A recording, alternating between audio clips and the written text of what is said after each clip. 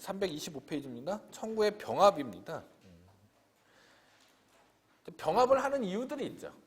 민사소송법에서 병합하는 이유는 이제 보통 두 가지 얘기해요. 하나는 이 판결 사이에 저촉이 있으면 안 되니까 사건마다 결론이 달라지면 안 된다라는 점 하나하고, 또 하나는 이제 소송 경제죠. 소송 경제를 확보해야 된다. 이 두 가지 목적으로 보통 이 청구의 병합을 논하는 게 일반적인 소송법적인 이야기들이에요. 보통 객관적 병합이 있고 주관적 병합이 있는 거잖아요. 그 다음에 행정소송법에는 특별하게 관련 청구 소송의 병합. 관련 청구 소송의 병합은 사실은 상당 부분 이미 여러분들한테 입력이 돼 있습니다. 왜냐하면 관련 청구 소송의 이송에 관해서 여러분들이 알고 있기 때문에 관련 청구의 병합에 관해서는 뭐 그렇게 어렵게 설명할 일은 아닌 것 같아요. 어쨌거나 행정소송법에는 이 민사소송법에서 말하는 이 객관적 병합하고 주관적 병합,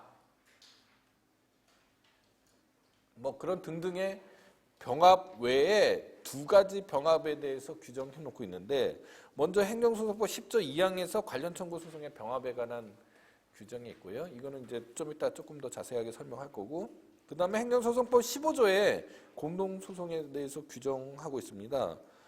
주 34를 보면은 행정소송법 15조에서 수인의 청구 또는 수인에 대한 청구가 처분 등의 취소 청구와 관련 있는 청구인 경우에 하나여 그 수인은 공동소송이 될 수 있다, 이렇게 규정하고 있는데, 그러면은 이거 외에 민사소송법에 의한 병합은 허용되지 않는 것이냐? 그렇지 않은 거죠. 민사소송법에 있는 병합도 와이낫이죠. 당연히 되는 겁니다. 그래서 326페이지 보면은 민사소송에서의 그 병합의 형태들이 있죠. 뭐 단순 병합, 선택적 병합, 예비적 병합 다 허용이 되고요. 중간 확인에서도 가능하고요. 반소도 가능합니다. 반소도 가능한데, 반소는 근데 조금 생각해 볼 게 뭐가 있느냐면요. 예컨대 갑이 성북 세무서장을 상대로, 그러니까 이게 원고가 되고 피고가 되잖아요. 상대로 뭐 과세처분 취소 소송을 제기했단 말입니다. 근데 뭐 억지로 사안을 만들면요. 억지로 사안을 만들면 성북 세무서에서는, 즉 국가는 갑에 대해서 뭐 부당이득 반환 청구 소송을 제기해야 된다. 뭐 이런 말도 안 되는 사안을 제가 여러분들한테 만들면요. 이 반소를 제기해야 되잖아요. 그럼 이게 반소 원고가 돼야 되고, 그죠? 이게 반소 피고가 돼야 돼요.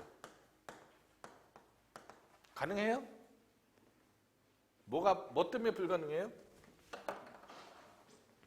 뭐 때문에 불가능해요? 당사자 능력이 없죠. 성북 세무서장은 사람이 아니잖아요. 그렇기 때문에 반소 원고가 될 수가 없습니다. 이런 문제가 있어서 항고소송의 경우에는 반소가 불가능하게 되는 결과가 되는 거죠. 그 다음에 공동소송에 관해서 뭐 통상의 공동소송, 뭐 필수적 공동소송 뭐 다 할 거 없이 다 허용이 된다. 그러니까 민사소송에 있는 법에서 허용하는 모든 유형의 병합이 가능하다라는 거고요. 그 다음에 행정소송법의 특유한 관련 청구 소송의 병합에 관해서 설명을 하겠습니다. 일단 요건으로 주된 청구인 행정사건의 관련 청구가 병합이 되어 있죠. 이렇게 되지 않으면 자칫하면 전속관할 위반 문제가 생길 수 있다는 거 이미 다 설명을 했고요. 주된 청구의 사실심 계속이어야 된다. 원시적 병합의 경우에는 뭐 전혀 문제가 안 되는데, 이 후발적 병합의 경우에는 뭐 사실심 계속 중에 반소된다. 이 관련 청구 소송이 병합이 돼야 된다. 너무나 상식적인 얘기죠. 항소심에서 병합에 대해서 신급 이익과 관련해서 상대방의 동의를 요하는지에 대해서 약간의 의문이 있을 수 있지만 명문의 규정이 없는 이상 동의는 불필요하다라고 해석하고 있습니다. 그 다음에 적법한 각각의 청구해야 된다. 주된 청구가 소송 요건을 갖춘 적법한 소여야지 관련 청구 소송을 병합할 수 있다. 그러니까 아까도 말씀드렸듯이 병합의 두 가지 형태잖아요. 두 가지 목적이잖아요. 하나는 심리의 중복이나 모순을 제거하기 위해서인데, 그러니까 모순 제거죠. 판결간의 모순을 제거하기 위한 것만 생각하면, 그것만 생각하면은 주된 청구 소송이 부적법에서 각하가 되면은 관련 청구도 부적법에서 각하돼야 된다라고 뭐 그런 입론을 못할 바 없죠. 그러나 그런 입법 취지만 있는 게 아니고 당사자의 부담을 경감시키고 소송 경제를 도모하는 것도 병합의 요건이라고, 병합의 목적이라고 본다라면은, 그죠? 주된 소송이 부적법해지더라도 관련 청구만 독립해서 재판을 하거나 관할 법원으로 이송해야 하는 게 바람직할 수 있잖아요. 예를 들어서요. 어떻게 되나요?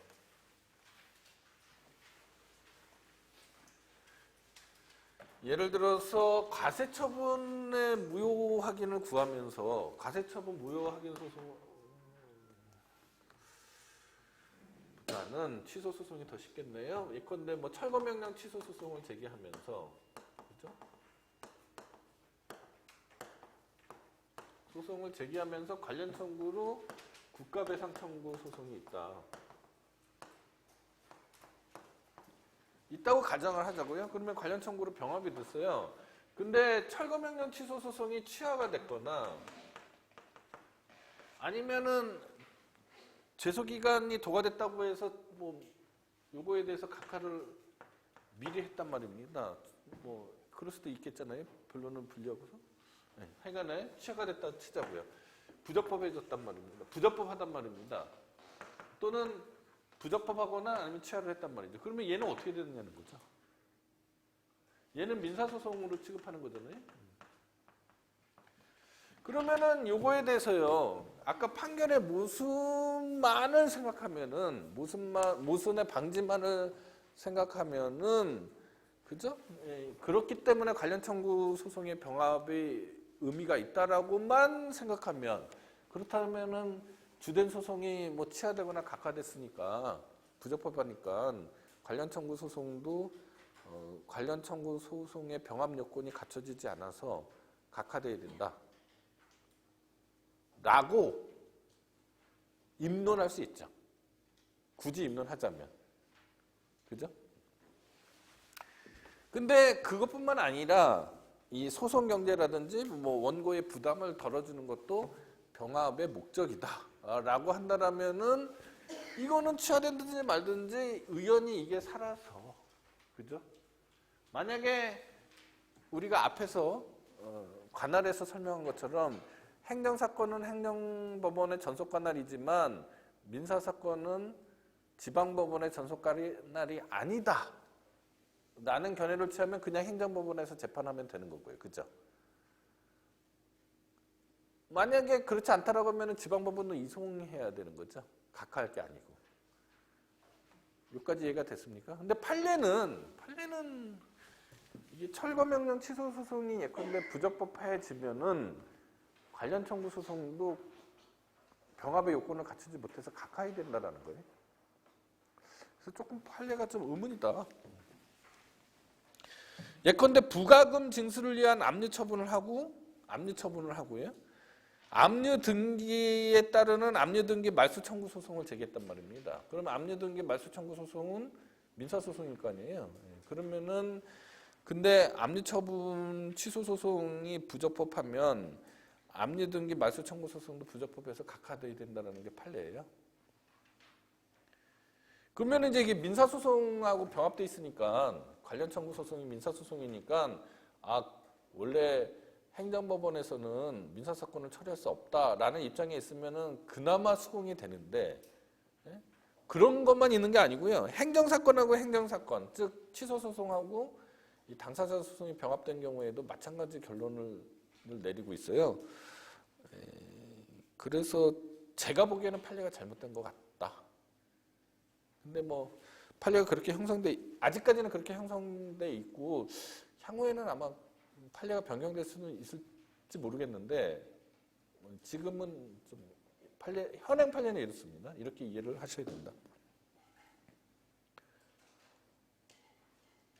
그런데 이제 다만 취소 소송 등을 제기한 당사자가 당해 처분 등에 관계되는 사무가 귀속되는 국가 또는 공공단체에 대한 당사자 소송을 관련 청구 소송으로 병합했다. 취소 소송하고 당사자 소송이 병합이 됐는데 취소 소송이 부적법하다고 하더라도 당사자 소송으로 소의 종류의 변경을 하고자 하는 의사가 추단이 되면 소의 종류의 변경을 할 의사가 추단이 되면은 그것으로 처리를 해줘야 된다는 게 또 판례예요. 한편 주된 청구 소송과 병합하는 관련 청구 소송도 전치 절차, 제소기간의 준수, 당사자 적격 등의 소송 유형에 따라서 소송 요건을 갖춰야 된다. 이건 너무나 당연한 소리고요. 그다음에 병합된 관련 청구 소송의 피고는 원래 소송의 피고와 동일할 필요는 없다.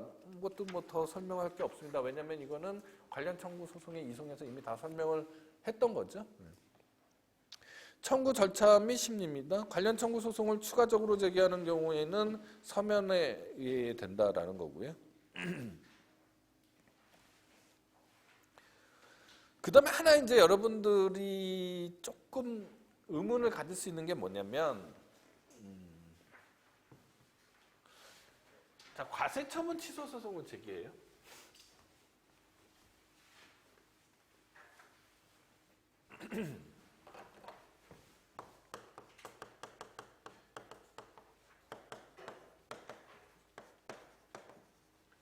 과세처분 취소 소송을 제기하면서 과세처분이 취소되는 거를 전제로 부당이득 반환 소송을 제기를 합니다. 가능하죠? 가능하죠. 근데 부당이득 반환 취소 소송을 전제로 하지 않고 부당이득 반환 소송을 제기하면은 안 되죠. 구성 요건적 효력 생각해 보세요. 그래서 선결 문제 그때 설명을 했잖아요. 기억나시죠? 그러니까 근데 취소 소송을 제기하면서 부당이득 반환 소송을 병합해서 제기하는 건 관계없잖아요.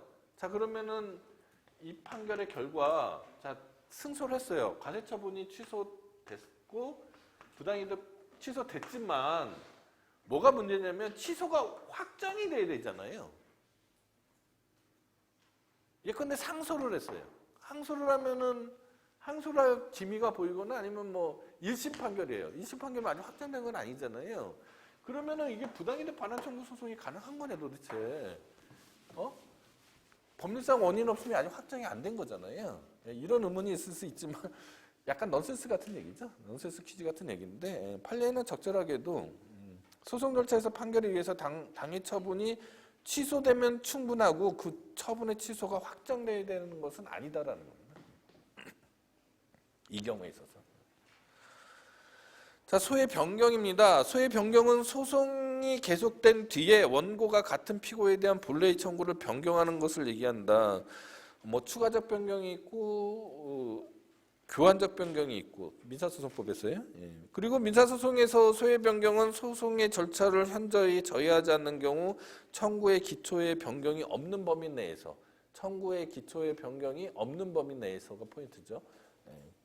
그때의 변경이 가능한 걸로 돼 있는데 행정소송에서는 이런 민사소송에서의 소의 변경과 별도로 두 가지 변경이 있어요. 하나는 소의 종류의 변경이고 하나는 처분 변경으로 인한 소의 변경입니다. 이 두 가지 제도는 민사소송법에 없는 행정소송법에서의 제도다. 몇 번 얘기했지만 소의 변경이라고 하면은 구소의 취하 플러스 신소의 제기라고 이해하시면 된다고 그랬죠. 구소의 취하 플러스 신소의 제기라고 이해하시면 된다라고 설명을 했습니다. 자, 먼저 소의 종류의 변경이에요. 자, 행정소송에서는 주관소송으로만 보더라도요, 항고소송이 있고 당사자 소송이 있잖아요. 그 다음에 항고소송에서도 취소소송이 있고 무효확인 소송이 있고 부작위 위법 확인 소송이 있습니다. 있는데 원고가 잘 알아서 그죠? 적절한 소의 유형을 선택해서 소송을 제기해야 되는데 여러분들이 지금까지 저랑 2달 정도 행정소송법에 대해서 공부하고 있지만 솔직히 잘 모르겠죠. 어려운 거가 많잖아요. 그래서 소송의 종류를 그르치는 경우가 있을 수 있습니다. 그르치는 경우가 있을 수 있는데 그러면은 소송의 종류를 그르쳤으니까 각하해버린다 라고 하기에는 너무 가혹하죠. 가혹하고 더더군다나 그 소송이 취소소송이라고 한다라면은 제소기간에 도달하는 치명적인 불이익이 원고한테 부과가 되죠. 그래서 행정소송에서는 이 민사소송에서는 인정될 수 없는 소의 종류의 변경이라는 제도가 있다라고 이해를 하시면 됩니다. 그러면 두 가지 종류의 변경이 있겠죠. 항고소송과 당사자 소송 사이의 변경이 있을 수 있고 동일한 항고소송 내에서의 변경이 있을 수 있겠죠. 뭐 예컨대 취소소송이나 무효확인 소송이나 부작위법 확인 소송 사이에 소의 변경이 있을 수가 있겠죠. 자, 요건은 사실심 계속 중요해야 되고 변론 종결전이어야 된다. 따라서 법률시민 상고심에서는 소의 변경이 불가능하고요. 청구의 기초의 동일성, 변경 전후의 소 사이에 청구의 기초의 변경이 없어야 된다. 변경 전에 소로서 달성하려던 권리구제와 동일한 기반에서 다른 청구로 변경하는 경우에 청구의 기초가 같다. 이렇게 청구의 기초의 동일성이 있다. 이렇게 설명을 하게 됩니다. 그러니까 청구의 대상인 처분이나 부작위가 전혀 다르다라고 하면은 안 되겠죠. 안 되겠다.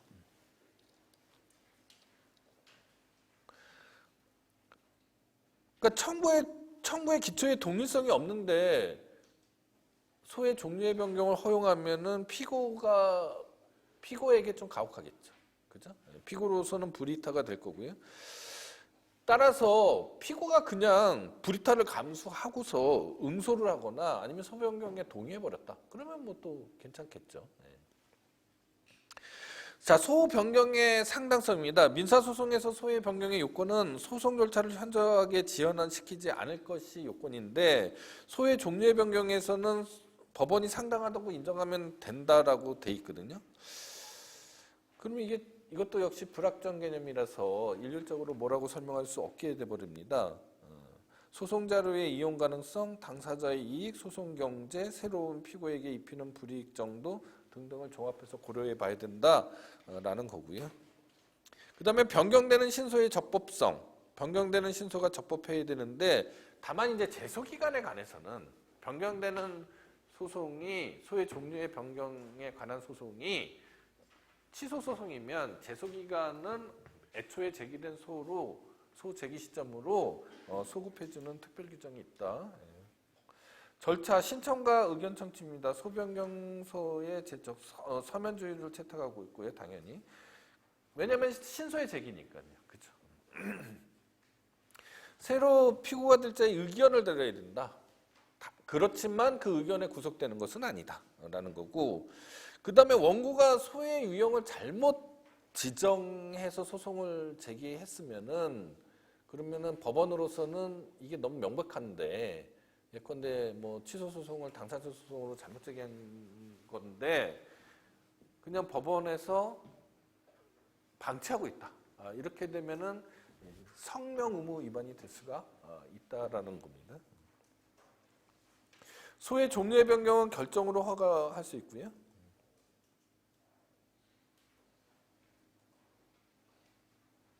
그러니까 허가 결정도 마찬가지고 불허가도 결정으로 하게 돼 있는데 민사소송에서는 불허가하는 것만 결정으로 불허가 결정하는 거하고 좀 다른 면이 있다라는 거고요. 그 다음에 허가 결정의 효력. 피고의 변경을 포함하는 소변경의 허가가 있으면 구피고는 소송에서 탈퇴한다. 이게 무슨 얘기인고 하니 당사자 소송에서 항고 소송으로 변경한다. 그러니까 당사자 소송에서 취소 소송으로 변경하게 되면은 피고가 예컨대 과세처분 취소 소송으로 변경됐다 치자고요. 그러면은 피고가 대한민국에서 세무서장 이런 식으로 변경할 수가 있잖아요. 그래서 소의 종류의 변경은 피고의 변경을 수반하는 경우가 있을 수 있죠. 네, 있을 수 있다라는 얘기입니다. 그렇게 되면은 구피고는 소송에서 탈퇴하게 된다라는 거죠. 그리고 제소기간의 경우에는 소를 처음 제기한 때로 소급해 주는데, 자, 교환적 변경의 경우에는 뭐 당연히 이렇게 이해가 되는데, 그럼 추가적 변경은 어떻게 되느냐? 추가적 변경의 경우에도 마찬가지다. 이렇게 해석하는 게 판례입니다. 조금 더 당사자한테 유리하게. 자, 그 다음에 처분 변경으로 인한 소의 변경이에요. 행정소송이 제기된 이후 처분청이나 감독청이 처분을 변경할 수 있죠. 처분을 변경할 수가 있습니다. 그러면은 처분의 변경은 구처분의 취소, 직권 취소 플러스 재처분이잖아요. 그러면 원칙적으로는 어떻게 해야 돼요? 그러면은 원고로서는 구처분에 대한 소송을 취하하고, 그죠? 새로운 처분에 대해서 다시 소를 제기해야 되잖아요. 안 그러면은 구처분에 대한 소송을 유지하고 있으면 어떻게 됩니까? 소이익이 효력이 상실된 처분에 대한 소송이니까 소이익이 흥결됐다고 해서 각하되겠죠. 그럼 이게 뭐냐 이거예요. 원고의 주장이 어느 정도 반영이 되거나 아니면 피고가 스스로 어느 정도 반성을 해서 처분을 변경했을 거 아닙니까? 그죠? 처분을 변경했는데 불이익을 원고가 당하게 되는 거잖아요. 구처분에 대한 소송을 취하하고 신처분에 대한 소송을 제기해야 되는 거니까. 변경처분에 대한 소송을. 그래서 행정소송법에 처분 변경으로 인한 소변경 제도를 둔 겁니다. 처분 변경으로 인한 소변경 제도를 두게 됐다. 자, 요건 사실심 계속 중에 처분의 변경이 있어야 되고 소 변경 기간이다. 60일이에요. 60일. 좀 우습죠? 제소 기간은 90일인데 또 처분 변경으로 인한 소 변경은 또 60일이에요. 그래서 이게 좀 약간 통일성이 깨져 있습니다. 깨져 있어요. 자, 어쨌거나 이렇게 되니까 처분의 변경이 있으면요. 어떻게 해야 되느냐? 당사자로서는, 원고로서는 처분 변경이 있으면 60일 이내에 처분 변경으로 인한 소 변경을 하든가 아니면 90일 이내에 새로운 소송을 제기하든가 둘 중에 하나를 해야 되는 거죠.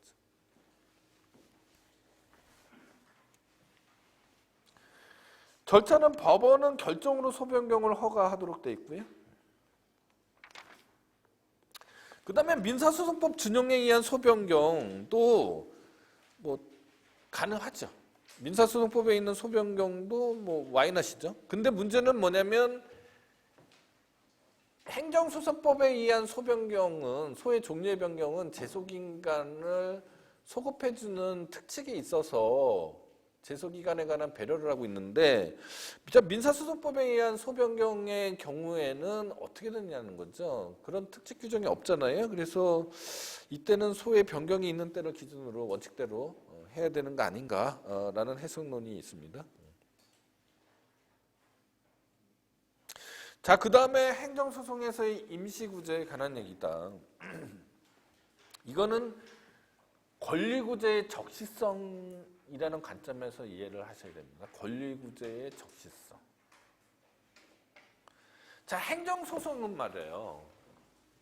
소송이잖아요. 행정소송도 소송의 일종이지 않습니까? 그러니까 행정소송도 소송이다 보니 필연적으로 상당한 시간이 걸리죠. 상당한 시간이 걸리는데 이 권리구제의 적시성을 원고가 나중에 승소를 한다고 하더라도 시간의 경과 때문에 권리구제가 제대로 안 되는 경우가 있을 수 있죠. 그렇기 때문에 이 잠정적인 보전 처분 절차가 필요하죠. 자, 민사소송법에서 민사소송에서 보전처분 제도가 있죠. 그렇죠? 보전처분 제도가 있습니다. 금전에 관한 소송에 관한 보전처분은 가압 있죠. 맞죠? 금전 청구 이외에 대한 보전처분은 가처분이 있어요. 그러면은 행정소송에서는 가압류는 생각하기 어렵습니다. 맞죠? 가처분이죠. 가처분. 그 가처분 중에서 소극적으로 처분에 대한 효력정지 가처분, 어떤 불이익 처분을 했는데 그 불이익 처분에 대한 효력정지 가처분에 해당하는, 소극적인 가처분에 해당하는 거를 집행정지라고 그래요. 무슨 얘기인지 이해가 됐죠? 그러면은 임시지위를 정하는 가처분과 같은 적극적인 가처분도 행정소송에서 허용될 것인지 의문이 됐죠. 그죠? 그래서 행정소송의 임시구제에는 두 가지 쟁점이 있습니다. 두 가지 부분으로 파트를 나눠서 설명하는데, 첫 번째는 일단 집행정지의 요건과 효력에 대한 설명이죠. 설명이고, 두 번째는 항고소송에서 집행정지 제도는 명문으로 규정되어 있는데 임시지위를 정하는 가처분과 같은 제도는 명시되어 있지 않아요. 아는데 행정소송법 8조 2항에 의하면은 행정소송에 없는 사항에 관해서는 어떻게 되어 있습니까? 성질에 반하지 않는 한 민사소송이나 민사집행법을 준용하도록 되어 있단 말입니다. 그럼 그 준용 규정에 의해서 임시지위를 정하는 가처분이 허용될 것이냐라는 해석론이 두 번째 쟁점이에요. 그러니까 두 가지로 나눠서 설명을 하도록 하겠습니다. 먼저 집행정지에 관한 설명입니다. 자, 행정소송법 23조를 보면요. 취소소송이 제기된 경우 처분 등이나 그 집행 또는 절차의 속행으로 인하여 생길 회복하기 어려운 손해입니다. 행정심판에서는 중대한 손해예요. 회복하기 어려운 손해를 예방하기 위하여 긴급한 필요가 있다고 인정된 때에는, 할 때에는 법원은 당사자의 신청이나 직권입니다. 신청만으로 되는 게 아니고요. 직권으로도 할 수 있다는 게 또 포인트예요. 직권에 의해서 집행정지 결정을 할 수 있다. 이렇게 돼 있어요. 자, 그러면은 말이에요.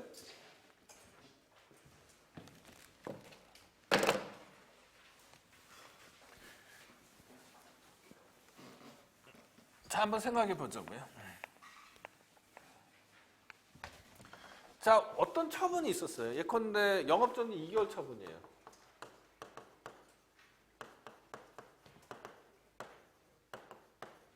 자, 영업정지 2개월 처분이 있는데 여기에 대해서 불복을 해요. 행정쟁송을 항고쟁송을 청구한다고 가정을 하자고요. 항고쟁송에는 행정심판이 있고, 그죠? 항고소송이 항고소송이 있잖아요. 이런 걸 제기했어요. 그러면은 행정심판이나 취소소송을 제기함과 동시에 영업정지 2개월 처분이 정지가 된다. 그리고 영업정지를 계속 관철하고 싶은 행정청이 집행정지 신청을 해서 법원의 허가에 의해서 집행 속행 신청을 해서 법원의 결정에 의해서 집행이 속행된다라고 하면은 집행정지의 원칙이라고 그래요. 집행정지의 원칙이라고 그러고요. 영업정지 2개월 처분이 나서 당사자가 항고쟁송을 했다고 하더라도 그것과 관계없이 영업정지 2개월 처분은 진행이 되는 것인데, 당사자가 회복하기 어려운 손해가 있다고 하면서 집행정지 신청을 했고 집행정지 신청이 받아들여져서 비로소 집행이 정지된다라고 하면은 집행부정지의 원칙이라고 하죠. 전 세계 입법례는 집행정지 원칙을 채택한 나라가 있고요. 집행부정지 원칙을 채택한 나라가 있습니다. 자, 독일과 같은 나라는 집행정지 원칙이고요. 프랑스나 미국, 일본과 같은 나라는 집행부정지의 원칙이에요. 어떤 보기에는 집행정지의 원칙이 더 뭐라고 그럴까요? 국민의 권리구제에 더 유리한 면은 있지만은, 유리한 면이 있어서 그게 글로벌 스탠다드라고 이해하시겠지만은, 글로벌 스탠다드는 집행부정지의 원칙입니다. 그 스탠다드라고 얘기하기 좀 뭐하는데, 더 많은 나라가 집행부정지의 원칙을 채택하고 있다. 따라서 우리나라는 집행부정지의 원칙이에요, 집행정지의 원칙이에요? 집행부정지의 원칙이죠. 왜냐하면 집행정지 신청을 해야 되잖아요. 그러니까 우리나라가 특별한 유별난 나라가 아니고요. 오히려 더 대다수의 나라하고 같이 돼 있는 겁니다. 독일이 좀 특별한 나라인 거죠. 독일은 아마 나치에 대한 경험들 때문에 이 좀 그런 것들이 많이 작용한 것 같아요. 입법에서요. 어쨌거나 우리나라는 집행 부정지의 원칙을 채택하고 있기 때문에 영업정지 2개월 처분을 받는다고 해서 바로 영업정지 2개월 처분이 정지가 되는 게 아니에요. 소를 제기한다고 해서, 취소소송을 제기한다고 해서 어떻게 해야 돼요? 집행을 면하려면은 일단은 정지하려면은 집행정지 신청을 해야 되는 거죠. 그 집행정지 신청이 받아들여지면 집행정지 결정이 되고 그 집행정지 결정은 민사집행법적 설명에 의하면은 보전처분 중에서 가처분이고 가처분 중에서 소극적인 효력정지 가처분이죠. 집행정지, 영업정지 2개월 처분에 대한 효력정지 가처분이잖아요. 무슨 얘기인지 이해했습니까? 이렇게 설명이 되는 겁니다. 자, 집행정지가 이게 행정작용이냐 사법작용이냐라는 뭐 호랑이 담배 피던 시절에 논쟁이 있는데 뭐 당연히 보전처분이잖아요. 보전처분은 사법작용이죠. 예, 사법작용설이 당연한 겁니다. 자, 적용 범위입니다. 집행정지는 취소소송하고 무효확인 소송에 취소소송에 적용이 되고 무효확인 소송에 준용이 되는데 뭐 언뜻 생각하기에는 아니 처분이 무효인데 무슨 집행정지냐 이렇게 이해할 수도 있지만 그거는 원고 생각이고 피고는 그렇게 생각 안 하죠. 그러니까 무효확인 소송에서도 집행정지의 이익이 있을 수 있다라는 얘기고요. 그 다음에 부작위 위법 확인 소송은 뭐 집행정지를 생각하기 쉽지 않을 겁니다. 문제는 거부처분에 있습니다. 거부처분. 자, 예를 들어서요.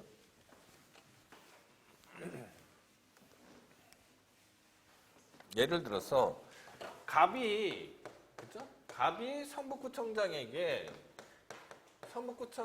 건축허가 신청을 했어요.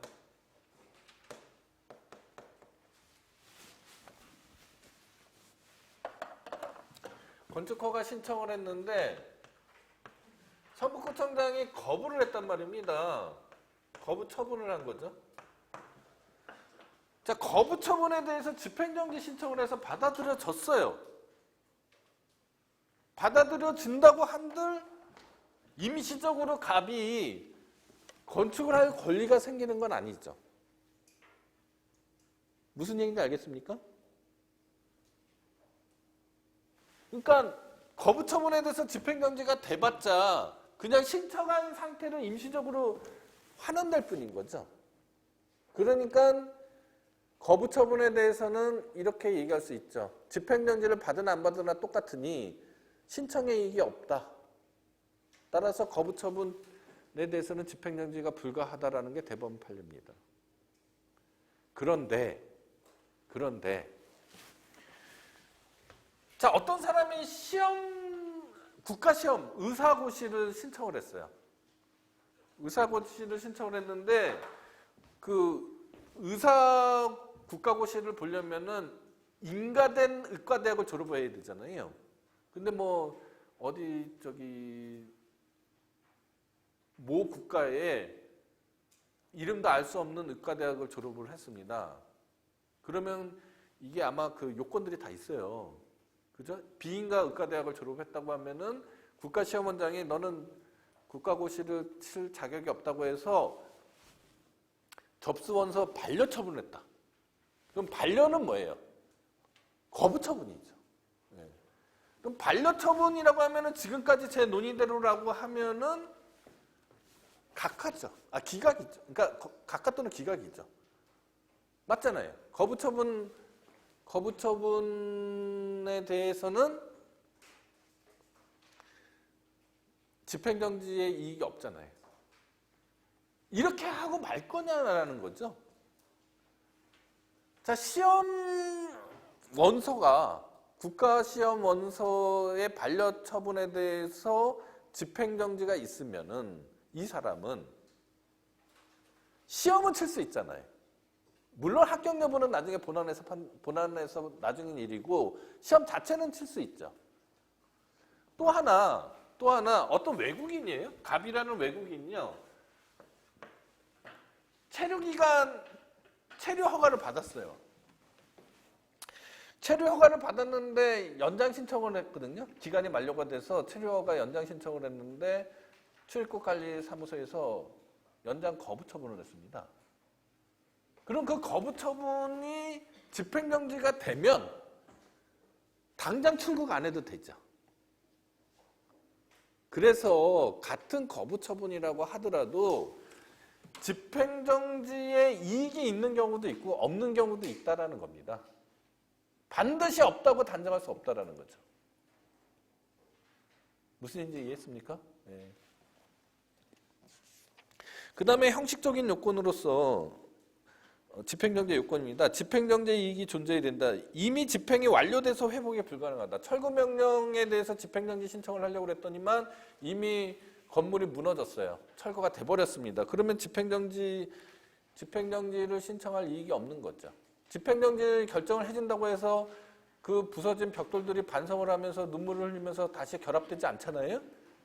그러니까 집행정지 이익이 없다라는 건데, 그러나 집행이 완료되더라도 그 위법 상태가 유지가 되고 있어요.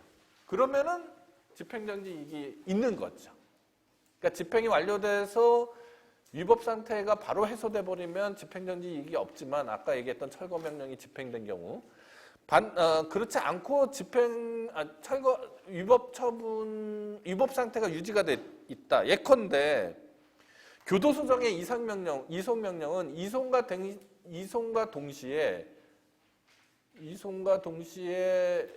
집행이 완료되지만은 위법 상태가 계속되고 있잖아요. 그래서 집행정지를 하게 되면은 다시 돌아가죠. 그러니까 집행이 완료됐다고 해서 똑같은 결과라고 해서 항상 집행정지에 이익이 없다라고 단정할 수 없다라는 얘기입니다. 그 다음에 적법한 본안소송이 계속 중요해야 된다. 법원의 본안소송이 적법히 계속 중요해야 된다. 이걸 나눠서 보면요. 첫째, 본안소송이 계속 중요해야 된다. 이게 민사소송의 가처분하고의 다른 점입니다. 자, 민사소송에서의 가압류 가처분은 말입니다. 소제기 전에도 할 수 있죠. 소제기 전에도 할 수 있지만은 행정소송에서의 집행정지는 본안소송을 제기해야 되는 거죠. 그래야 그게 요건이 됩니다. 그러나 실무적으로 변론 종결시까지만 갖추면 되는 거기 때문에 집행정지를 먼저 신청하고 나중에 본안소송을 제기하더라도 집행정지가 각하되기 전에 소를 제기하면 하자가 보완이 될 수가 있겠죠. 따라서 실무적으로 그 다음에 두 번째, 본안소송은 소송요건이 모두 갖춘 적법한 것이어야 된다. 그 다음 세 번째, 본안소송의 대상과 집행정지 신청의 대상은 원칙적으로 동일해야 된다. 그렇지만 하자가 승계되는 경우라든지 아니면은 압류 다음에 뭐죠? 그러니까 과세처분, 과세처분, 독촉, 압류, 공매, 청사하는 배당으로 이어지는 일련의 과정에서는 이 선행처분하고 후행처분이 밀접한 관련이 있기 때문에 그죠? 과세처분에 대해서 집행정지 신청을 안 하고 예컨대 독촉처분 후행 처분으로 예정된 독촉처분 집행정지를 해도 상관없다라는 얘기입니다. 그렇죠? 그 다음에 실체적 요건으로서요. 본안 청구의 이유 없음이 명백하지 않을 것입니다. 즉 본안의 승소 가능성이 집행정지의 요건이 되는지는 논쟁거리입니다. 만약에 본안의 승소 가능성이 집행정지의 요건이라고 한다라면은 집행정지 사건이 본안 소송화되는 거죠. 무슨 얘기인지 아셨습니까? 그러니까 집행정지에서 본안 소송의 승소 가능성이 요건이 된다라고 하면은 자칫하면 집행정지 신청 사건이 본안 소송화될 위험이 있죠. 그래서 학설은 여기에 대해서 상당히 부정적입니다. 그러나 이제 판례는 승소를 전제로 집행정지를 해주는 건데 어떻게 이걸 다 도외시할 수는 없지 않겠느냐라는 사고방식 하에서 판례는요. 승소 가능성을 뭐 과도하게 의미를 부여하는 건 아니지만은 즉 원칙적으로 집행정지 결정 단계에서 본안의 승소 가능성을 판단하는 건 아니지만은 신청인의 본안 청구가 이유 없음이 명백하다. 집행정지 자체에 의해서도 집행정지 사건 자체에 의해서도 본안 청구가 이유 없음이 명백하다. 소장을 읽어봐도 도저히 뭐 집행정지 신청서를 읽어봐도 도저히 이거는 승소 가능성이 없다. 이렇게 될 수도 있잖아요. 전혀 엉뚱한 소송을 제기했다라든지 그런 경우에는 집행 요건이 될 수 있다라는 겁니다. 집행정지를 안 받아들일 수 있는.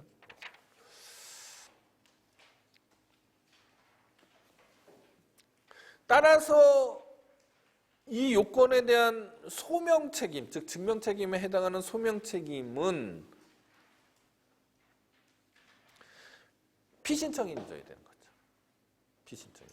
뭐 상식적이지 않습니까? 그 다음에 회복하기 어려운 손해를 예방하기 위해서 긴급한 필요가 있을 것. 자, 회복하기 어려운 손해입니다. 그 다음에 긴급한 필요가 있을 것. 이렇게 두 가지로 나눠지는데 먼저 회복하기 어려운 손해일 것은 권리구제의 의미가 심각하게 훼손되어서 본안 판결에 의한 권리구제가 무색하게 되는 정도에 이르는 유형무형의 손해를 말한다. 예컨대 금전보상이나 원상회복이 가능하면은 회복하기 어려운 손해라고 보기 어렵겠죠. 예컨대요. 비재산적 처분, 이송명령이라든지 강제퇴거 처분이라든지 퇴학 처분이라든지 이런 비재산적 처분은 회복하기 어려운 손해가 될 가능성이 높지요. 그러나 과세 처분이라든지 이런 것들은 토지 수용이라든지 이런 것들은 나중에 돈 돌려주면 되잖아요. 그래서 회복하기 어려운 손해라고 보기 어렵습니다. 재산적인 처분은 금전배상이 가능하니까 회복하기 어려운 손해라고 보기 어려운데 이른바 교살적 과세라고 했어요. 교살적 과세라고 해서 또는 과징금을 엄청나게 큰 액수의 과징금이다. 엄청나게 큰 액수의 과세 처분이다. 이렇게 되면은 집행정지를 안 해주면은 내야 되잖아요. 내면은 그 회사가 파산하게 된다. 뭐 이렇게 되면은 금전적, 재산적 처분이라고 하더라도 회복하기 어려운 손해로 볼 수가 있습니다. 그리고 아까 누차 얘기하지만 행정심판에서는 회복하기 어려운 손해가 아니고요. 중대한 손해로 완화되어 있다는 겁니다. 요건이. 그 다음 여기서 말하는 손해는 개인적인 것이어야지 공익상의 것이거나 제3자의 것은 포함되지 않는다. 예컨대 영업정지 2개월 처분을 하는데 집행정지 신청을 하면서 그 손해가 우리 집이 영업정지 2개월을 당하면 우리 단골 손님들은 어디서 밥을 먹습니까? 안 재밌습니까? 재밌으라고 한 얘기인데 이런 식으로 손해를 주장하면 안 된다라는 얘기입니다. 그리고 뭐 공무원 파면 처분이다. 근데 내가 공무원에서 파면되면은 우리 나라가 돌아가지가 않습니다. 라는 식으로 공익상의 어떤 손해를 주장하는 것도 안 받아들여준다는 거예요. 그 다음에 긴급한 필요죠. 집행정지의 필요성이 절박하다. 이것도 역시 불확정 개념이기 때문에 그죠? 처분의 성질과 태양 및 내용, 처분 상대방이 입은 손해의 성질, 내용 및 정도, 원상회복, 금전배상의 방법 및 난이 등등을 참고하는 수밖에 없겠다. 개별적으로 판단하는 수밖에 없겠다라는 얘기고요. 그 다음에 공공복리에 중대한 영향을 미칠 우려가 없을 것이 또 요건입니다. 개인에게 회복할 수 없는 손해가 발생하더라도 그것을 참게 할 수밖에 없는 매우 예외적인 사유가 있으면, 공공복리에 중대한 사유가 있으면 집행정지가 받아들여지지 않을 수가 있다는 얘기입니다. 따라서 이거는 집행정지가 공공에 미치는 영향과 처분의 집행이 신청인에 가해지는 손해를 비교 형량해서 결정하는 수밖에 없는데, 처분이 위법한 것이 명백하다라고 하면은 위법한 처분을 취소하는 것도 사실은 공익이죠. 그래서 이런 경우에는 요 요건에 의해서 배척되는 거는 조금 생각하기 어렵지 않겠느냐라는 겁니다. 아주 극히 예외적인 사유가 있지 않으면은. 자, 신청 및 심리입니다. 자, 당사자의 신청으로만 집행정지가 되는 게 아니고요. 직권으로도 된다라는 겁니다. 이 직권으로도 된다는 것 때문에 뒤에서 몇 가지 설명할 것이 있어요. 그러니까 당사자가 신청 안 해도 재판부에서 직권으로 집행정지를 할 수 있다는 거는 처분권주의가 작동하지 않는다는 얘기죠. 처분권주의가 작동하지 않는다는 얘기입니다. 자, 관할은 본안이 계속된 법원이 있죠. 심리는 처분의 적법 여부가 아니죠. 집행정지 심리는 처분의 적법, 심리 대상은 처분의 적법 여부가 아닙니다. 처분의 적법 여부는 본안 소송에서 해야 될 일이지 집행정지 신청 사건에서 할 일이 아니죠. 그러니까 집행정지 신청 사건에서의 심리 대상은 처분의 효력이나 집행을 정지할 필요가 있느냐 없느냐에 달려 있는 것이지 본안에서 처분 자체의 적법 여부가 아니다라는 거고요. 그리고 신청인은 신청 이유에 대해서 소명해야 된다. 소명에 가름해서 보증금을 공탁하고 이런 제도들은 민사소송법에 있지만은 민사집행법에 있지만 행정소송법에는 그런 제도가 없습니다. 집행정지의 적극적인 요건은 신청인이 소명해야 되고 집행정지의 소극적인 요건은 피신청인이 소명해야 되는 거죠. 그래서 적극적 요건이 뭐고 소극적 요건이 뭔지에 대해서는 제가 그 각각의 요건을 적어놓은 데다가 가로쳐놓고 써놨습니다. 그죠? 그 다음에 결정은 각하하고 기각 결정인데 모든 소송법에 있어서 소송 요건이나 심판 요건을 갖추지 못하면 각하가 되는 거고 본안에서 이유가 없으면 기각이 되는 거잖아요. 근데 집행정지는 입법적으로요. 행정소송법에 이게 각하에 대한 규정이 없어요. 여러분 행정소송법 찾아보시면 아시겠지만 각하에 대한 규정이 없어서 판례는 그러니까 집행정지 신청 요건이 갖춰지지 않은 경우에 각하를 해도 되고 기각을 해도 된다라는 게 판례입니다. 기각했다고 해서 위법한 게 아니다라는 게 판례예요. 자, 인용 결정은 집행정지 요건을 구비한 경우에 신청 또는 직권으로 효력의 정지나 집행의 정지 또는 절차의 속행 또는 전부의 정지를 할 수 있도록 되어 있습니다. 346페이지 보면은 그 집행정지의 세 가지 유형에 대해서 설명을 했습니다. 하나는 효력정지고요. 또 하나는 집행정지인데 여기서의 집행정지는 협의의 집행정지를 얘기하는 거겠죠. 집행정지란 말이 동일하게 들어가니까. 세 번째는 절차의 속행정지다. 먼저 효력정지는요. 효력정지는 처분의 효력을 정지시킴으로써 처분의 효력이 존속하지 않는 상태로 만들어 놓는 건데 주로 별도의 집행행위가 필요 없는 의사표시만으로 완성되는 처분. 예컨대 영업 취소 처분 하면은 영업 취소 처분하면 바로 영업이 취소되는 거잖아요. 이런 거는 집행에 문제가 안 남기 때문에 효력정지 처분을 하는 거고요. 집행정지 처분은 예컨대 대집행의 경우 철거명령에 따르는 대집행이 예정돼 있잖아요. 이런 경우에는 집행정지를 하는 거고요. 절차의 속행정지는 아까 말씀드렸듯이 과세처분이 있고 난 다음에 거기에 따른 체납처분들이 있잖아요. 그런 경우에 체납처분의 절차정지죠. 이런 것들을 생각할 수가 있습니다.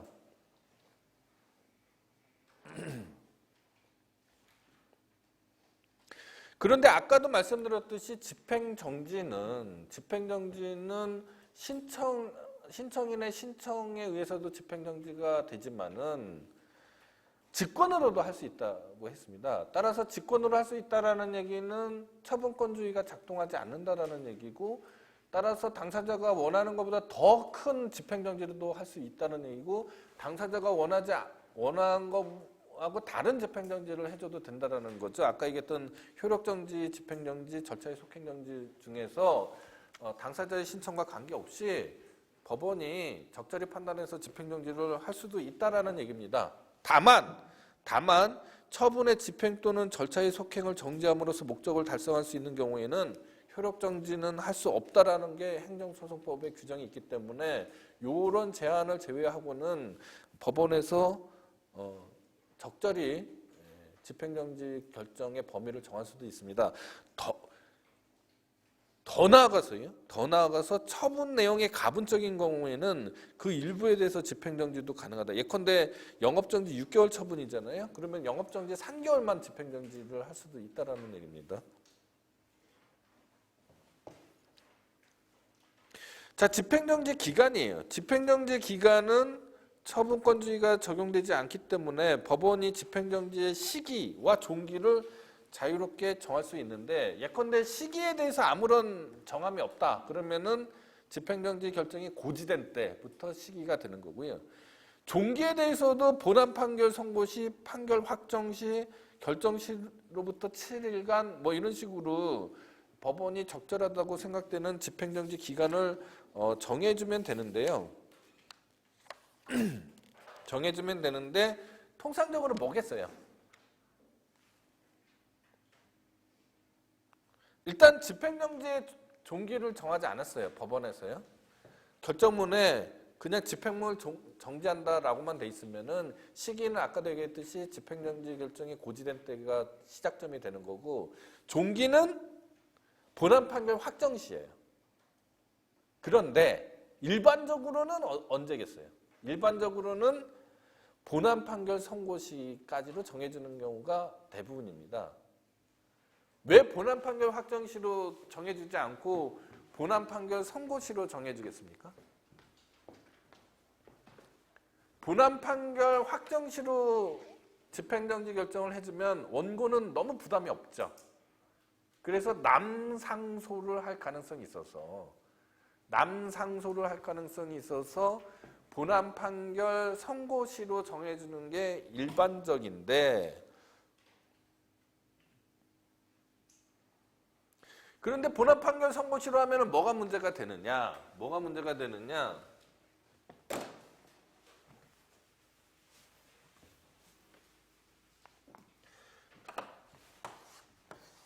자, 원고가 피고를 상대로 소를 제기하면서 집행정지 신청을 해서 집행정지 결정이 받아들여졌습니다. 근데 본안 판결 선고시로 해놨어요. 선고시로 했는데 원고가 승소를 했어요.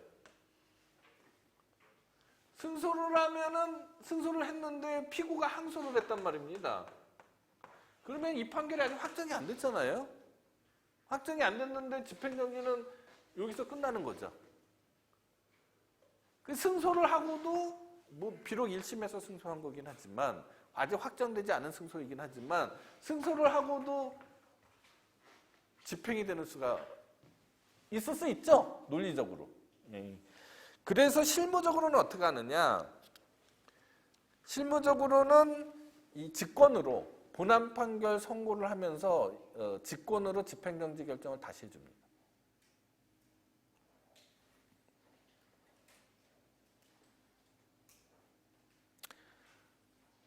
집행정지 기간이 만료되면 집행정지 결정은 당연히 실효가 된다.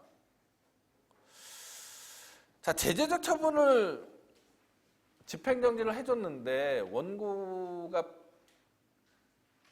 패소를 했고 집행정지 기간이 종료가 돼버렸습니다. 그러면 다시 제재적 처분을 하게 되잖아요. 해야 되잖아요.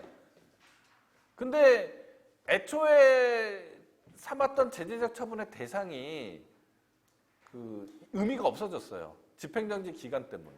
집행정지를 해버리는 바람에. 그렇게 되면은 이게 집행정지를 받음으로써 마치 승소한 것처럼 돼버렸잖아요. 처분이 적법함에도 불구하고. 그래서 판례는 제재적 처분을 다시 집행할 수 있게 되었다면 처분 청구로서는 집행정지 결정이 없었던 경우와 같은 수준으로 해당 처분이 집행되도록 조치를 취할 수 있다는 게 판례입니다. 이게 참 무슨 얘기인지 선뜻 이해가 안 되시면은 주 89번을 읽어보시면 이해가 됩니다. 주 89번을 한번 읽어보도록 하시고요. 자, 집행정지의 효력입니다. 집행정지의 효력은 형성력이 있어요. 형성력은 집행정지 결정이 있으면 그 즉시, 그죠? 집행이 정지가 되는 거예요. 별다른 조치가 후속 처분이 필요하지 않고 그 즉시 집행정지가 되는 거고요. 그리고 집행정지 결정은 잠정적 일시적이지만 종국적이다. 이게 무슨 뜻인지 잘 이해가 안 되시겠죠. 자, 예컨대 이겁니다. 자, 영업정지 2개월 처분을 받아서 집행정지를 받았어요. 그러면 이 사람이 집행정지 기간 중에 영업을 했을 거 아닙니까? 했죠. 근데 나중에 패소 판결이 확정이 됐어요. 그러면은 집행정지 기간 중에 영업한 거는 무허가 영업이 되는 거냐? 라는 겁니다. 그렇게 되면 곤란하겠죠.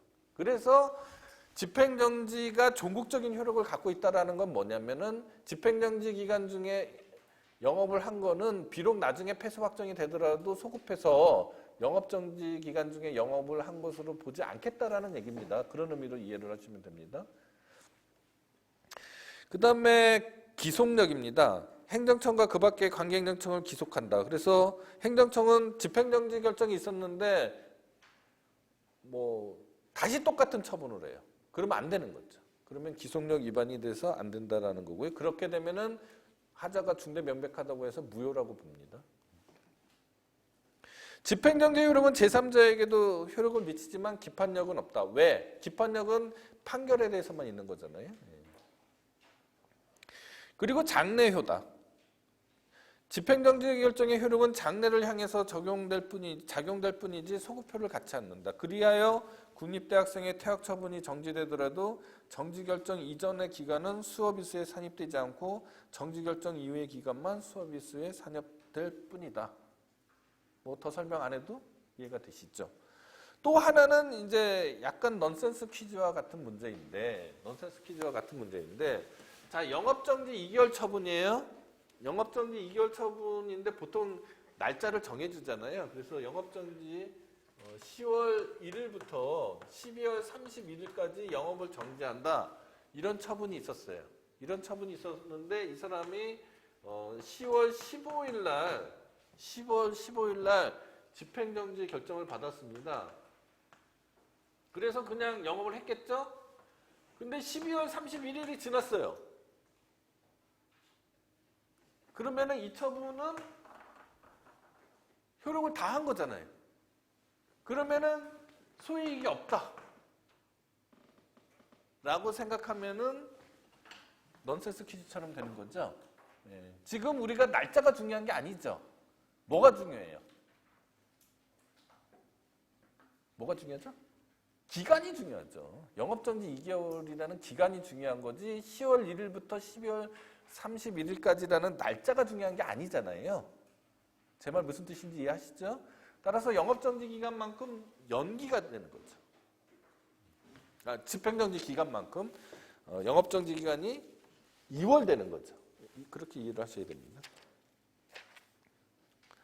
그 다음에 본안청구와 집행정지 결정과의 관계입니다. 본안소송이 법원에 계속 중이라는 점을 전제로 하고 있기 때문에 예컨대 본안소송이 취하가 되면 별도의 집행정지에 관한 조치가 없어도 집행정지 결정은 당연히 실효되는 거죠. 왜냐하면 본안이 계속 중인 것이 집행정지의 요건이잖아요. 집행정지 결정에 대해서 불복은 즉시 항고로 할 수 있고요. 집행정지 결정의 취소입니다. 집행정지 결정의 취소도 당사자의 신청이나 직권에 의해서도 집행정지 취소를 할 수 있고요.